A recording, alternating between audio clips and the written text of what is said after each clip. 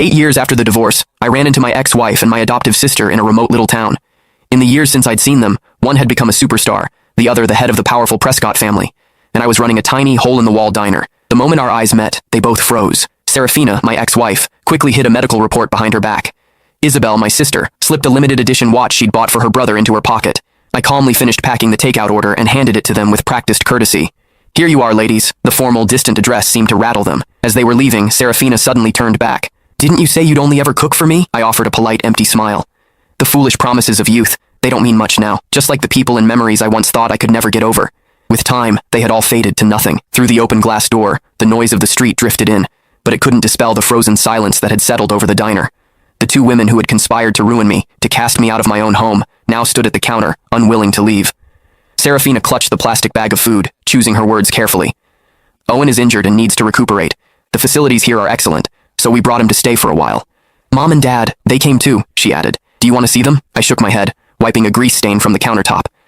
"No, that's not necessary. Please give my regards to Mr. and Mrs. Prescott." I paused, then added, "Actually, it's probably best you don't mention me at all. Being associated with someone like me would only tarnish the Prescott name." At that, my adoptive sister Isabel's brow furrowed. "Noah, these past few years Noah!" A young woman with streaks of red in her hair bounced into the diner, instantly latching onto my arm like a koala. "I'm starving. The school cafeteria food was literal poison today," I chuckled, ruffling her hair. "You say that every day, Gigi. There's a plate of your favorite shrimp scampi in the kitchen. I just made it. Go get it yourself."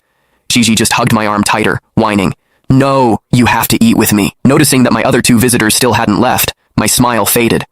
"Is there anything else I can get for you, ladies?" The message was clear, but it took them a long moment to shake their heads. Serafina seemed to drift off for a second when she heard shrimp scampi. Isabel stared at Gigi clinging to my arm, her lips parting as if to speak, but no words came out. I led Gigi into the back, the curtain falling behind us and cutting off their view. When I came out again, they were gone. "Hey," Gigi said around a mouthful of shrimp. "Did you know them? They weren't here to cause trouble, were they? I've seen them on TV. One's a huge celebrity, the other runs the Prescott Corporation. They're kind of a big deal." I placed another shrimp in her bowl. "Just regular customers," I said with a light laugh. "If I knew people like that, do you think I'd be running this little diner? I'd have moved us all into a mansion by now." Gigi giggled, then leaned in conspiratorially. "I heard that Superstar's husband is the one who's sick. The whole family came all the way out here just to take care of him. Must be nice, having that many people who care about you." I said calmly, wiping a grain of rice from the corner of her mouth. "Oh, I knew exactly how much they doted on Owen Prescott. 8 years ago, for his sake, one of them had publicly accused me of slander and assault, sending me to prison.